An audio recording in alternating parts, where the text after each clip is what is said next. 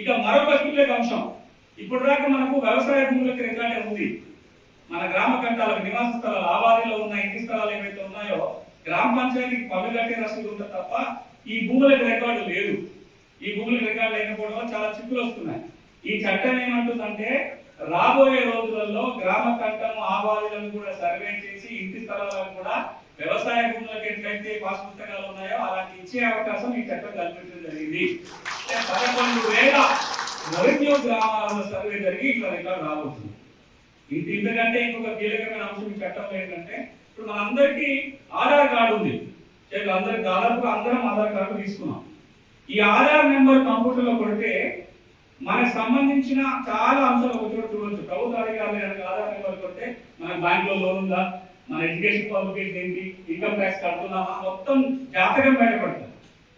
మరి ఇప్పుడు ఒక సర్వే నెంబర్ 4 22 పాలకుర్తిలో సర్వే నెంబర్ 4లో నేను 2 ఎకరాలు కొనాలనుకుంటున్నా. సర్వే నెంబర్ 4 అని కంప్యూటర్లో కొడితే దాని రికార్డ్ అంతా చెప్తుందా? కోర్టుల కేసు ఏమైనా ఉందని తెలుస్తుందా? లేదా రెవెన్యూ దగ్గర బిల్డింగ్ ఉందని తెలుస్తుందా? పోనీ ఫారెస్ట్ ల్యాండా, పట్టా ల్యాండా, గవర్నమెంట్ ల్యాండా తెలుస్తుందా? చాలా గందరగోళం ఉంటుంది. అందుకే ప్రభుత్వం ఒక నిర్ణయం ఏం తీసుకుందంటే ప్రతి భూ కమతానికి ఒక ప్రత్యేకమైన నంబర్ ఇవ్వాలి, ఒక ఆధార్ నంబర్ ఇవ్వాలి.